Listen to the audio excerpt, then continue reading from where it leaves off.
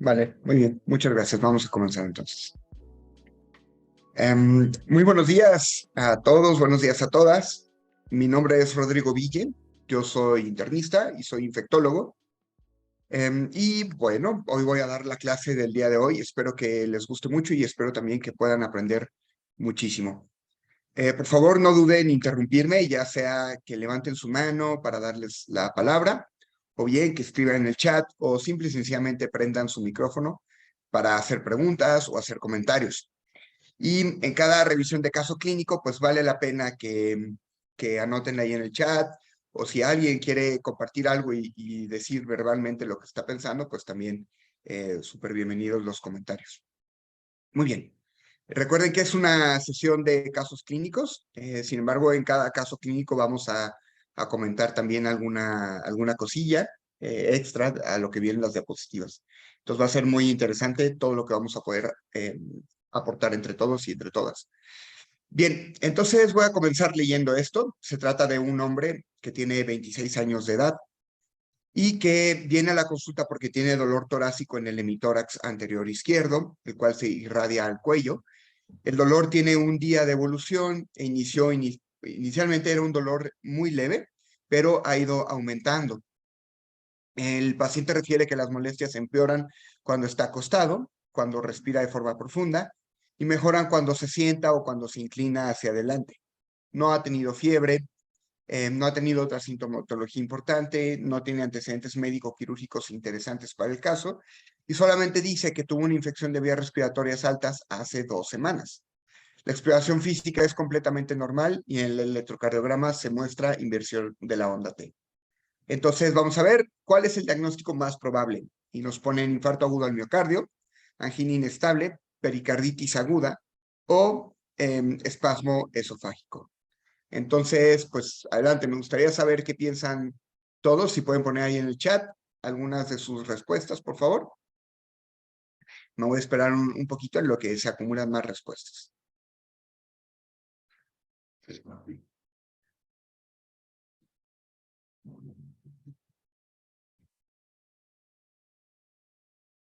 Ok, perfecto. Bueno,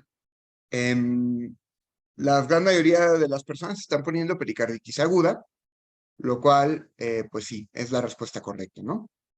Entonces, hay algunos datos muy interesantes que tiene el caso, como por ejemplo el hecho de que es un hombre de 26 años. Sería raro tener un infarto agudo o una angina inestable en una persona de 26 años, ¿no? Y tenemos también algunas características, como por ejemplo que el dolor empeora con el decúbito y mejora cuando se mueve el tronco hacia adelante, lo cual sería compatible con una pericarditis aguda. Y el espasmo esofágico, pues más bien es dolor torácico, usualmente asociado a los alimentos. Entonces, vamos a ver bien la descripción detallada. Eh, Recuerden que el dolor precordial como tal es un síndrome, o sea, esto significa que no es un diagnóstico. Dolor precordial como tal no es un diagnóstico, sino un síndrome, que múltiples causas pueden ocasionar dolor precordial. En este caso, solamente nos ponen 4 opciones, y en este caso del ENARM solamente son 4 opciones, y pues justamente son las características que yo ya mencioné, las que les van a ayudar a ustedes a contestarlo de forma correcta. Primero, que al inclinarse hacia adelante mejora, eso es muy, muy característico de la pericarditis aguda. Empeora cuando las serosas se irritan o tienen contacto con otros tejidos, como con la respiración profunda o como por ejemplo cuando se acuesta. Otro diagnóstico diferencial que no viene en el caso, pero que podría ocasionar el ruido a ustedes, es una miocarditis. O sea, la miocarditis, que también puede ser infecciosa y de otras causas, puede ocasionar dolor. Sin embargo, este dolor suele ser persistente y la posición no lo modificaría. Eso es algo a considerar por si les pusieran miocarditis. Recuerden que el espasmo esofágico, como yo les mencioné, es un espasmo o un dolor torácico también muy agudo, muy intenso, usualmente también asociado a la ingesta de los alimentos, de los líquidos, y es muy breve, dura unos pocos segundos, a lo mucho, unos minutos, y por eso ese cuadro que nos presentaron no es compatible con el espasmo esofágico. Ahora, la pericarditis aguda puede o no tener molestias el paciente de tipo sistémicas, o sea, puede o no tener fiebre, puede o no tener fatiga, astenia, dinamia. Incluso puede o no recordar o referir datos de una infección reciente. Entonces, eso no necesariamente nos va a descartar el cuadro. Recuerden que la causa más común es idiopática. O sea, no se sabe a veces, o la gran mayoría de las veces, a pesar de hacer un abordaje diagnóstico, no se sabe. Seguida por la causa infecciosa, y dentro de las infecciosas hay que considerar como causa más importante las virales y también las bacterianas, segundas causas de pericarditis infecciosa. Después vamos a pensar en causas autoinmunes y neoplásicas que causan alrededor del 5 a 10% de los casos de pericarditis cada una. Una vez que ya tienen un paciente que tiene dolor torácico, le hacen un electrocardiograma y encuentran que tiene los cambios en el segmento ST, en todas las caras o bien en la onda T, ya pueden diagnosticar una pericarditis, siempre y cuando cumpla 2 de los 4 criterios que incluyen el dolor, los cambios en el electrocardiograma, frote.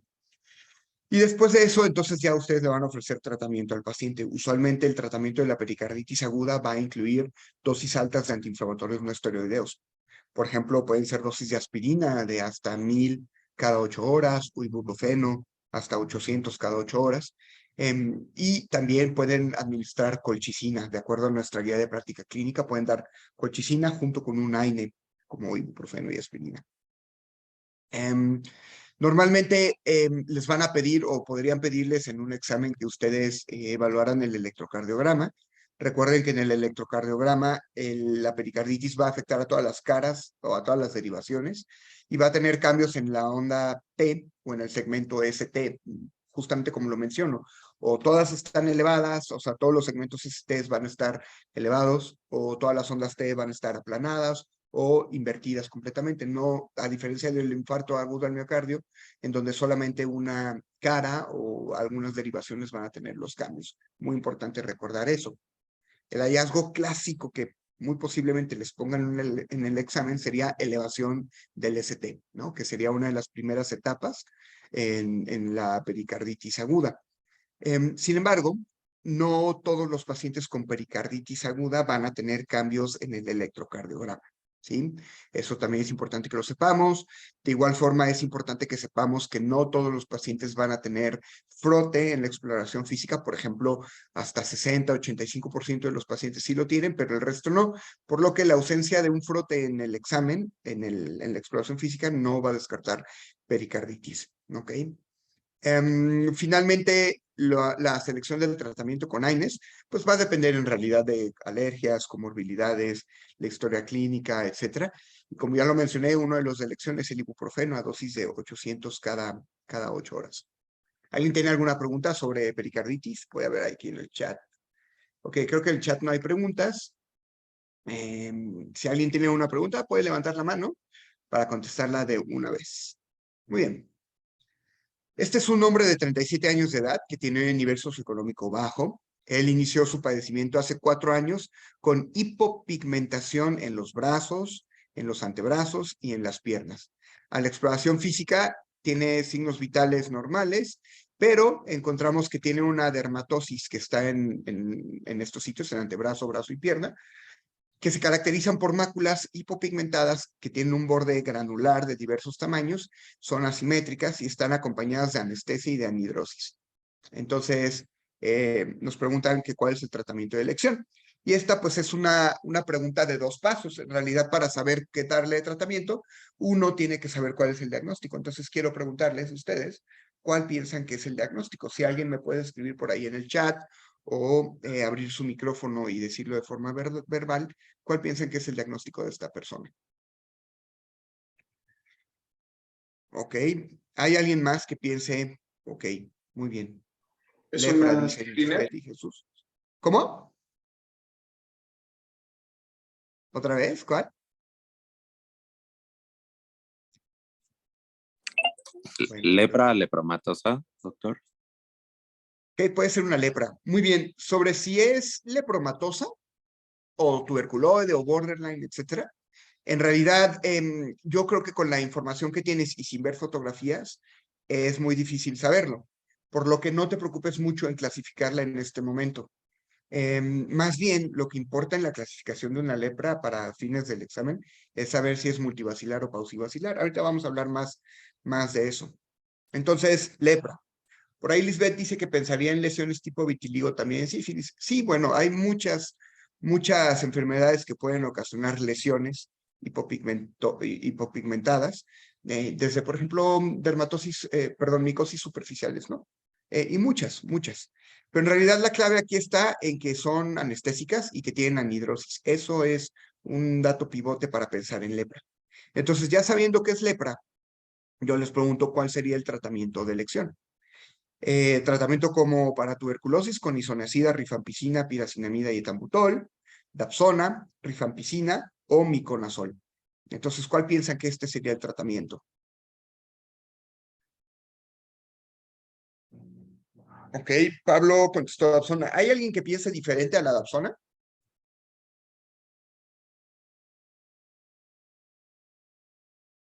Ya es una pregunta un poquito más difícil, ¿no?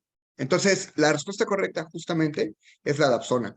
Y ahorita les voy a explicar más adelante por qué es la dapsona, pero definitivamente las que no son, pues son el tratamiento de la tuberculosis, que es isoniazida, rifampicina, piracidamida y etambutol, y el tratamiento para micosis superficiales, que sean miconazol, ¿no? Estas lesiones no son anhidróticas ni anestésicas.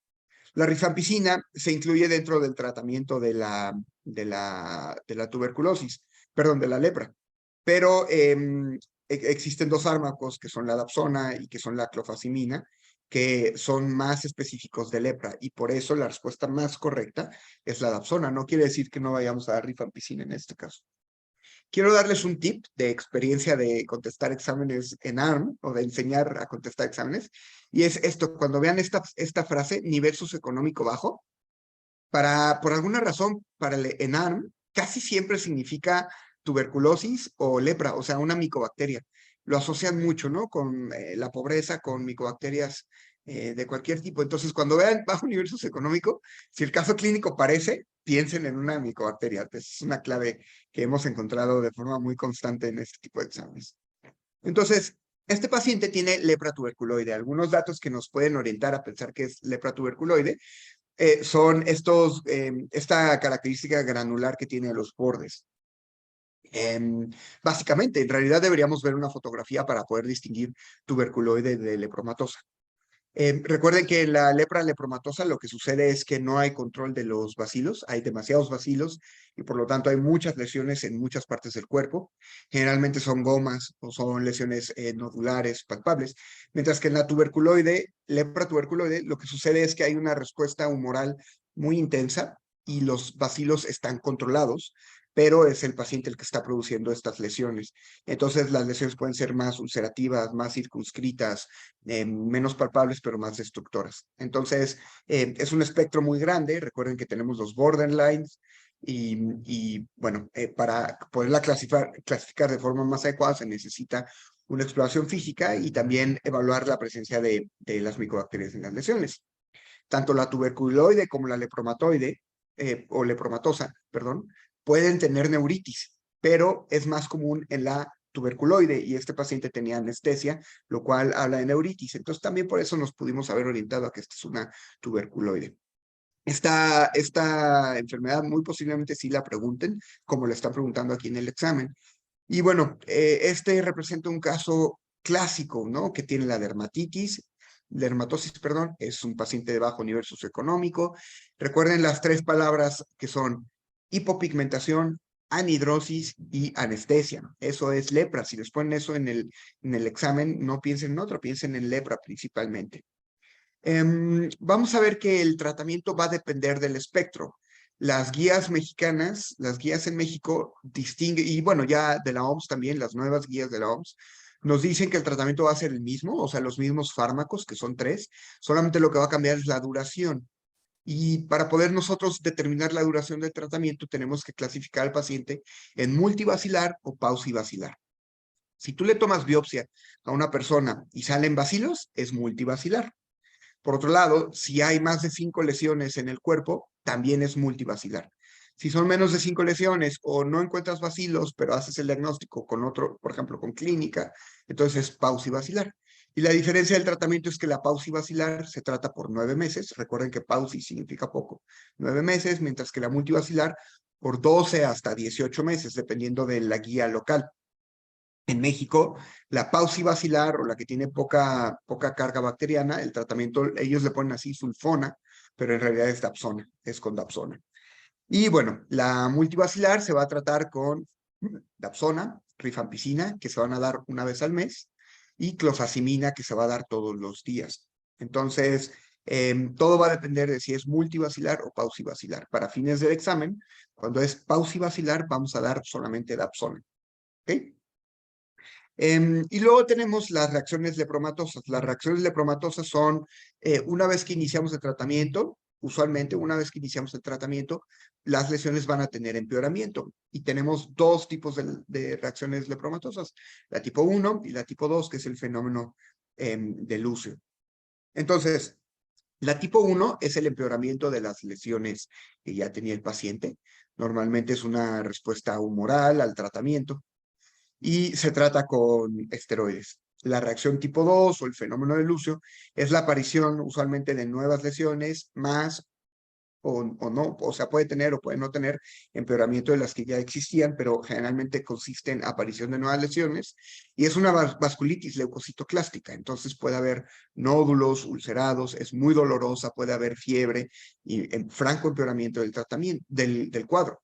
Lo que se hace en el fenómeno de Lucio es dar esteroides y también se da talidomida. Hay que dar talidomida, hay que asegurarse que si es una mujer esté con anticoncepción, se da talidomida, esteroides y se continúa el tratamiento antilepra. Normalmente les da todavía cuando están tomando el tratamiento. Entonces, las claves nuevamente son lesiones hipopigmentadas, hipoanestesia, anhidrosis. Hay que saber si son pausivacilares o multivacilares. El tratamiento debe incluir dapsona, usualmente también rifampicina y clofazimina. Hay que saber diferenciarlo del de Mycobacterium tuberculosis y recordar las reacciones lepromatosas, perdón, las reacciones secundarias, como el fenómeno de Lucio, que consiste en la aparición de nuevas lesiones tipo vasculíticas o vasculitis, con ulceraciones, nódulos, y se tratan con esteroides y con talidomida. ¿Preguntas sobre lepra? ¿Alguien tiene alguna pregunta sobre lepra ahí en el chat? Muy bien. Bueno, parece que no hay preguntas. Vamos a ver el siguiente caso. Es una mujer de 68 años. Viene a consulta por un cuadro de 3 meses que se caracteriza por palpitaciones y dolor precordial. A la exploración física se encontró que tiene aumento del tamaño de la glándula tiroides con múltiples nódulos. En los exámenes de laboratorio tiene TSH baja, T3 y T4 altas y tiene anticuerpos negativos. Y el gamma-grama mostró múltiples nódulos con captación irregular. Entonces, la pregunta es sencilla, ¿cuál es el diagnóstico más probable? Así es que pongan ahí en el chat, por favor, qué piensan que es el diagnóstico. Tenemos como opciones enfermedad de Graves, un bocio multinodular, un adenoma autónomo o un hipertiroidismo secundario.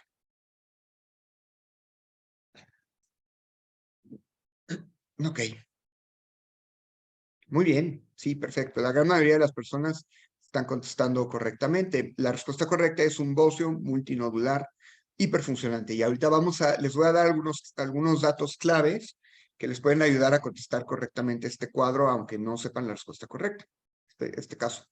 Primero, fíjense que es una mujer de 68 años de edad, ¿no? Eso ya nos habla justamente del grupo etario donde más comúnmente se presenta el bocio multinodular, pues es en las personas arriba de los 50, 60 años. En general, la causa más común de hipertiroidismo es la enfermedad de Graves. Sobre todo si les ponen un caso joven, una mujer que está, por ejemplo, entre los 30 y los 40 años, piensen que probablemente se trate de enfermedad de Graves. Pero en los mayores de 50, como les mencionaba, la causa más común es el bocio multinodular hiperfuncionante. Y entonces, lo que sucede es que justamente la persona tiene crecimiento de la tiroides, esto es bocio, y tiene varios nódulos, los cuales tienen secreción autónoma de hormonas tiroideas.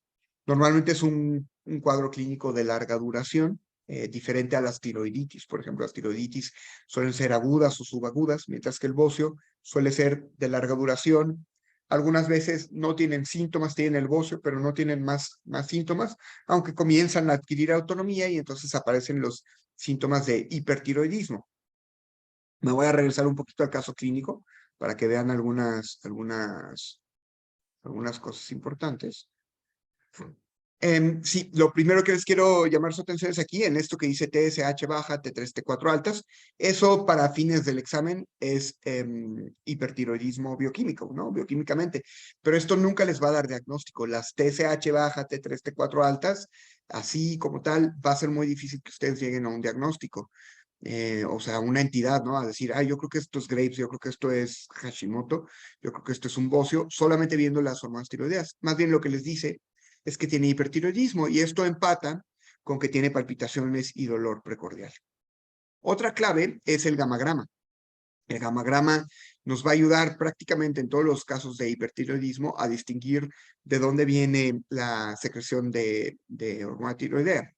Entonces, en la enfermedad de Graves, el bocio, normalmente hay captación heterogénea, ¿no? En muchos sitios. En el bocio multinodular, pues cada uno de los nódulos va a captar.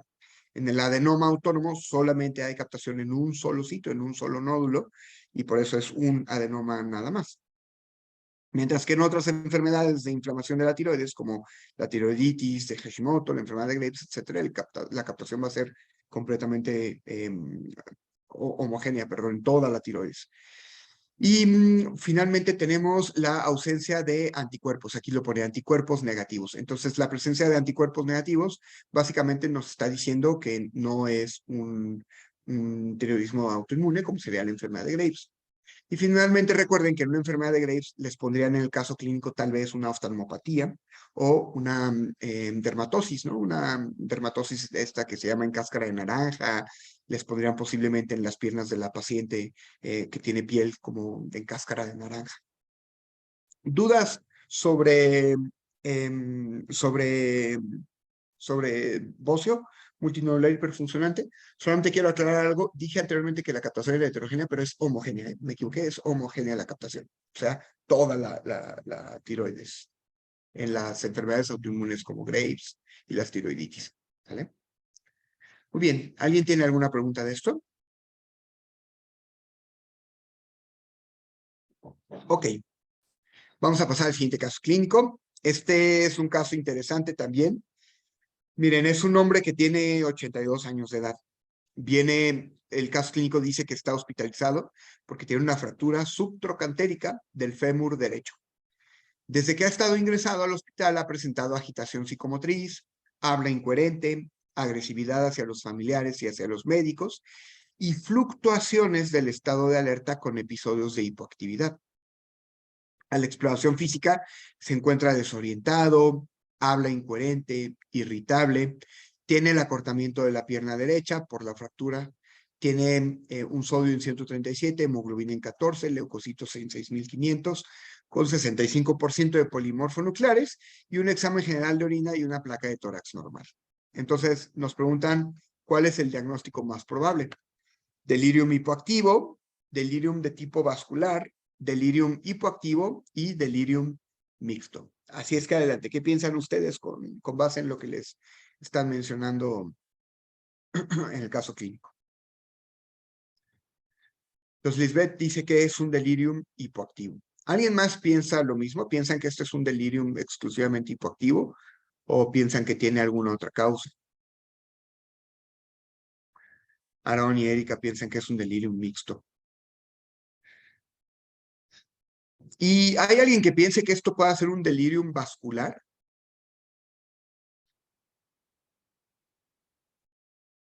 Ok, muy bien. La respuesta correcta es un delirium mixto. Vamos a ir primero a lo de delirium vascular. Bueno, el delirium vascular no existe, no pertenece a la clasificación del delirium, por lo que esa la podríamos tachar, ¿no? Luego, aquí es posible que les pongan delirium hiperactivo, ¿no? En alguna de estas opciones, en la A o en la C, que les pongan delirium hiperactivo. Y que lo tienen que aprender a distinguir del delirium hipoactivo. Entonces, si se fijan bien aquí en el caso clínico, dice que tiene episodios de agitación psicomotriz. Entonces, la agitación psicomotriz posiblemente se relacione con hiperactividad. Pero por otro lado, también tiene episodios de hipoactividad. Entonces es un delirium mixto. Quiero llamar su atención a varias cosas de este caso clínico aquí que vemos que son importantes. Lo primero es esta palabra que dice fluctuación. Entonces, el delirium, ya sea si es mixto, si es hipoactivo o es hiperactivo, la característica que define al delirium son los cambios en el estado o en la capacidad de poner atención. La fluctuación es la palabra clave que define al delirium de otras alteraciones neurológicas que también causan agitación. Entonces, la fluctuación, eso significa que los pacientes a veces están completamente normales, que pueden estar atentos, etcétera, pero después fluctúan, cambian, ya sean hacia la hipoactividad o a la hiperactividad. Entonces, su estado de atención va fluctuando. Esa es la característica del delirium. Y, por ejemplo, lo distingue de otros estados confusionales, como por ejemplo las intoxicaciones en las que no hay fluctuación desde el inicio del cuadro hasta el término del cuadro, no hay fluctuación. Los pacientes comienzan ya sea a deteriorarse y luego mejoran, o bien empeoran hasta la muerte, por ejemplo, una intoxicación. U otros estados confusionales, como por ejemplo una demencia, que es más a largo plazo, en la que no hay fluctuación, más bien hay deterioro, deterioro, deterioro. Entonces, clave la fluctuación. Y la otra clave es que el delirium lo que hace es afectar la atención de los pacientes. Eso es lo que está afectado. En realidad, puede haber personas en delirium que su capacidad de atención está afectada y no necesariamente tienen habla incoherente, no necesariamente están agresivos, pero están en delirium porque no son capaces de grabar su atención. Otra cosa que les quiero mencionar aquí es esto. Fíjense que les ponen estudios de laboratorio.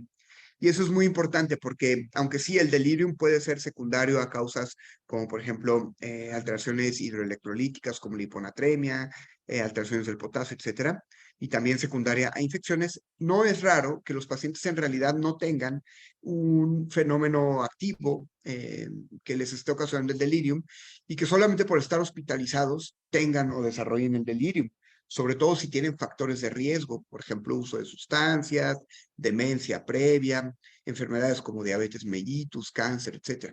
Aunque en este caso, pues el paciente tiene una fractura y probablemente le duela porque de acuerdo a la exploración física parece que el paciente no tiene tratamiento todavía de su fractura, ¿no? Todavía tiene el acortamiento de la pierna, entonces tiene dolor y el dolor más la hospitalización y la fractura pueden estar causando delirio.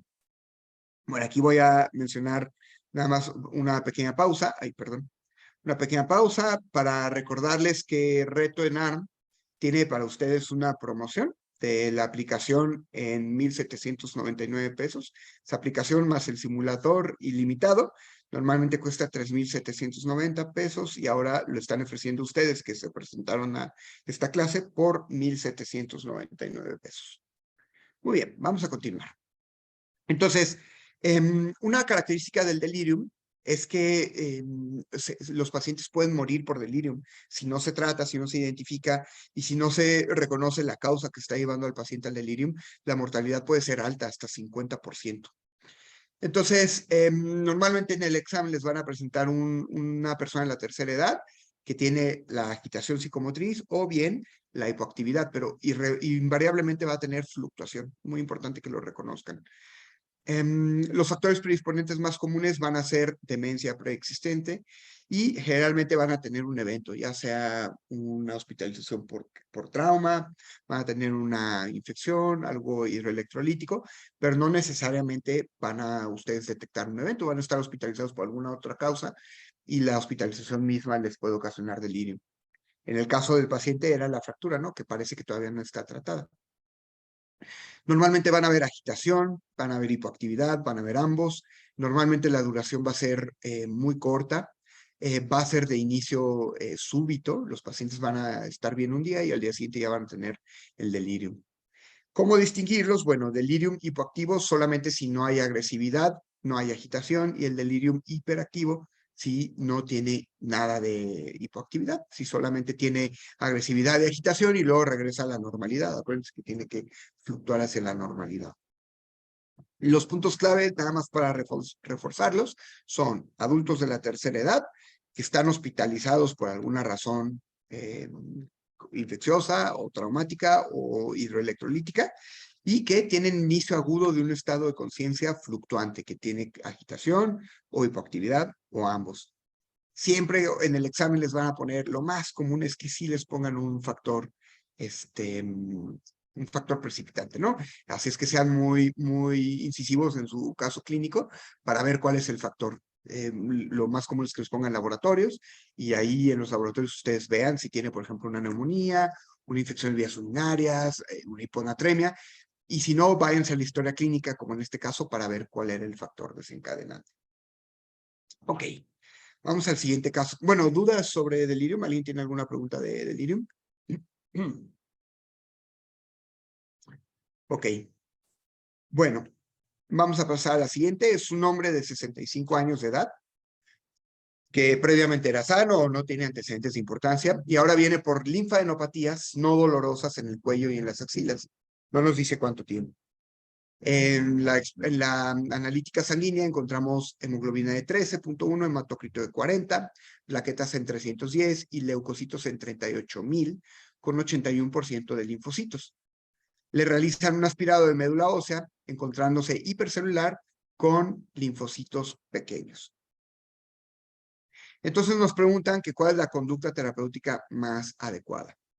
Y pues nuevamente tenemos una pregunta de 2 pasos. Entonces quiero preguntarles qué piensan que tiene este paciente como diagnóstico.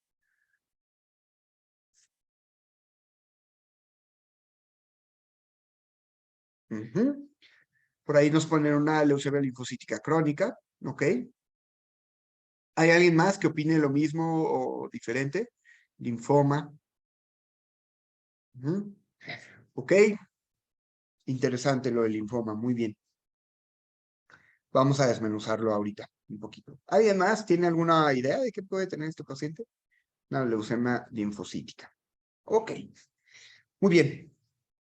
Y bueno, entonces la pregunta es, ¿y cómo se trata? Si piensan que es una leucemia linfocítica, ¿cuál sería el tratamiento?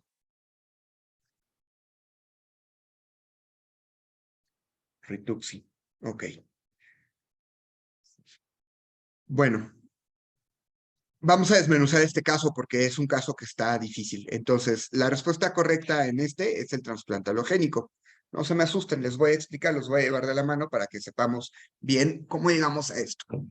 Entonces, primero vamos a hablar del linfoma, que no es un linfoma. Esta justamente es una leucemia linfocítica, que puede ser crónica o que ya está agudizada, ¿no? Pero bueno, linfoma. Estoy de acuerdo que si tienes un paciente con linfadenopatías, pues debes de pensar en un linfoma. Sin embargo, recuerden que el linfoma tiene la característica de que en la biopsia saldrían las células de Rett-Steinberg, ¿no? O Rett-Steinberg. Entonces, como no vienen esas células, descarten el linfoma. Y el linfoma se trata de forma moderna, usualmente con esquemas que contienen rituximab. Entonces, por esta razón, porque no hay células de Rett-Steinberg, tendríamos que descartar rituximab y fludarabina, ¿no? Y nos quedaríamos con las otras 3 opciones, que es vigilancia y tratamiento, trasplante o cloramucil. Entonces, ¿cómo vamos a poder contestar esto? Bueno, la leucemia linfocítica crónica es un padecimiento que justamente se manifiesta a lo largo de mucho tiempo, ya sea sin síntomas, y es un hallazgo en la biometría hemática de linfocitos o trombocitosis, etcétera. O bien se presenta ya con adenopatías, justamente es lo más común, adenopatías, algo de fatiga, pero suele ser una enfermedad indolente, casi sin síntomas. El problema es que aquí ya está afectando la médula ósea, o sea, ya tienes cambios en la médula ósea. Normalmente, si no tienes cambios en la médula ósea, le puedes dar al paciente la opción de vigilancia muy estrecha, tratamiento sintomático, pero generalmente sí se trata. Entonces, por eso quedaría descartado el tratamiento y la vigilancia en este caso, sobre todo porque ya tiene afectación de la médula ósea, o sea, la leucemia ya está infiltrando la médula ósea. Y el clorambucilo, pues no sería el tratamiento de elección en el caso de una leucemia linfocítica crónica. Normalmente le ofreces tratamiento, hay que hacer un estudio que se llama FISH, hay que hacer estudios para justamente evaluar los cromosomas, ver las alteraciones y se le ofrecen tratamientos. Pero usualmente cuando ya tiene infiltración de la médula ósea o cuando tiene una primera recaída, etcétera, el tratamiento suele ser un trasplante halogénico. ¿Qué significa halogénico? Es el trasplante de otra persona, o sea, son células madres de otro paciente, otra persona, diferente al autólogo, que son células madre de un paciente mismo. Entonces, estas personas que entran a trasplante halogénico reciben quimioterapia muy agresiva o radioterapia para acabar con sus células, con sus leucocitos, pues, y se les da el trasplante halogénico como tratamiento de una recaída o, por ejemplo, si tienen empeoramiento a pesar de estar recibiendo ya quimioterapia. Entonces, algunas claves. Leucemia linfocítica crónica, que parece ser que ya se está agudizando más bien, es un hombre que normalmente va a tener más de 60 años, que va a tener un cuadro indolente con una clínica muy inespecífica, que normalmente son linfadenopatías, fatiga. En la biometría hemática van a encontrar linfocitosis, o sea, leucocitos elevados a expensas de linfocitos. Eso es leucemia linfocítica. No sabes si es aguda o crónica por la información que te dan. Y lo otro es que tiene ya afectación de la médula ósea donde se ven los linfocitos, ¿no? De pequeños, o sea, blastos. Entonces, esta posiblemente ya sea una leucemia linfocítica aguda o agudizada, ¿no? Una crónica que ya se está agudizando. Entonces, prácticamente todos los casos de leucemia linfocítica crónica van a tener estas características. Algo que no mencionamos es que pueden tener hepatomegalia, pueden tener esplenomegalia y pueden tener síntomas B, como les mencioné, ¿no? Fatiga, un poquito de fiebre. Eso lo va a confundir, se van a confundir mucho ustedes con un linfoma, pero recuerden que en el linfoma típicamente les deberían poner las células de Ritt-Steinberg, ¿no? Aquí la clave va a ser ver la biometría ósea, perdón, la biometría hemática en la que van a ver justamente los linfocitos en la leucemia linfocítica. Mientras que en las otras leucemias, por ejemplo, en una leucemia mieloide, pues van a ver mielocitos, van a ver blastos también. Entonces eso les va a ayudar a ustedes a diferenciar si se trata de una linfocítica o una mieloide. Y recuerden que de ambas hay agudas y hay crónicas. Algo que yo les mencionaba es que algunas leucemias van a tener mutaciones específicas que es importante que nos las aprendamos, sobre todo en por ejemplo, la leucemia linfocítica puede tener mutaciones de JAK y algunas leucemias mieloblásticas o mieloides agudas pueden tener mutaciones específicas porque inciden en el pronóstico y en el tratamiento. Entonces, yo les recomiendo que hagan una tablita de las diferentes leucemias y pongan a un lado si tiene mutaciones y cuáles son al menos las dos más importantes, por ejemplo, porque es posible que se las puedan preguntar. Es un tema muy extenso y si son muy organizados en ese sentido, yo creo que pueden responder bien la gran mayoría de las preguntas de leucemias. Solamente para recordar lo del trasplante halogénico, recuerden que este es uno de los tratamientos de elección, sobre todo cuando los pacientes ya tuvieron una recaída, cuando tienen una recaída. Es muy importante dar trasplante halogénico, no se vayan a confundir con trasplante autólogo, ni tampoco, por favor, con esquemas que tienen rituximab. El rituximab generalmente se utiliza en el contexto de hemato para tratar linfomas, ¿ok? Linfomas de células B, linfomas de células B. ¿Alguna pregunta con leucemia linfocítica crónica? Ok, bueno, vamos a pasar al siguiente caso. Es un hombre que tiene 22 años, es previamente sano. Viene a consulta con su médico general porque tiene un cuadro gripal de 2 días de evolución. Hoy notó orina oscura, sin cambios en el olor.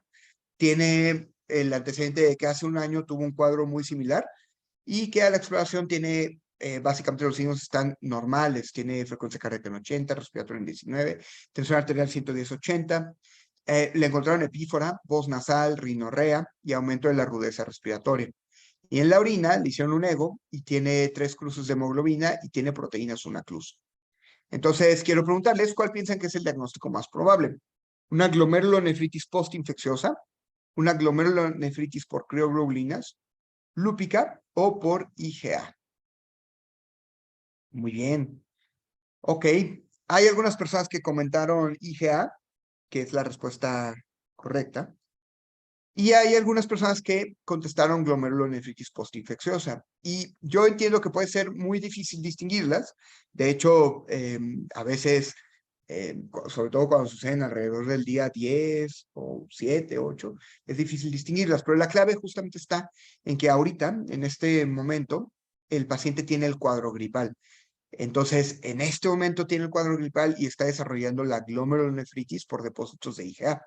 Sería diferente si nos hubieran dicho que hace 2 semanas tuvo el cuadro gripal y que hoy se presenta con la glomerulonefritis. Eso es una de las claves. Y lo otro que es una clave es que está recurriendo, tiene una recurrencia. Fíjense que dice aquí que hace un año tuvo un cuadro similar al actual. Eso es más característico de una glomerulonefritis por IgA que una glomerulonefritis postinfecciosa, cuya característica es que suele ser única, una vez. O sea, generalmente sucede después de un solo cuadro y ya. Mientras que esta, la IgA, recurre. Entonces, esas son dos de las claves más importantes que yo les sugiero que consideren. Entonces, la glomerulonefritis por IgA tiene la hematuria macroscópica, que es recidivante y es concomitante con una infección de vías respiratorias, ¿no? Entonces, lo que sucede es que hay un aumento de inmunoglobulina A, durante los procesos infecciosos, y no se elimina de forma adecuada, y entonces se acumula. Entonces, tienen depósitos mesangiales estas personas. El diagnóstico diferencial obviamente va a ser con la glomerulonefritis postinfecciosa, es el que más comúnmente les van a poner y que se pueden confundir. El tratamiento de la glomerulonefritis por IgA va a ser con esteroides y ECAs, y pues bueno, hay que darles vigilancia justamente porque estos pacientes pueden tener una recaída importante. Y bueno, en la glomerulonefritis postinfecciosa, también el cuadro que ocasiona la glomerulonefritis no necesariamente es respiratorio. Sí es lo más común que sea un cuadro respiratorio, pero también puede ser cutáneo. Entonces, no se vayan con la finta, puede ser que les pongan un caso en el examen en donde la infección es una celulitis por estreptococo y que semanas después presenta la glomerulonefritis y bueno, ahí consideren que también puede ser una glomerulonefritis postinfecciosa. Entonces, ya para finalizar, nuevamente las claves de la glomerulonefritis por IgA es concomitante con la infección, al mismo tiempo que tiene la infección, es recidivante, normalmente nos van a poner un paciente que ya lo tuvo, ya tuvo un cuadro similar, y que es por depósitos mesangiales de inmunoglobulina A. ¿Sale? Con eso terminamos las preguntas del día de hoy. Así es que me gustaría saber si tienen preguntas específicas de esto que vimos o algún comentario relacionado a los casos clínicos que vimos. Así es que adelante, pueden levantar su manita o bien abrir su micrófono o escribirlo en el chat. ¿Qué preguntas tienen? Si quieren que me regrese algún caso clínico o hay algo que no haya quedado tan claro. Adelante.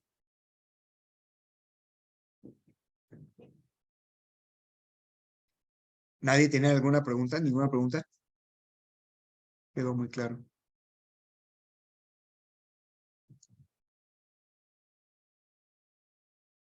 Todo bien. Bueno, me voy a regresar nada más para que escaneen su código QR, aquellos que tengan interés en tener el simulador y la aplicación.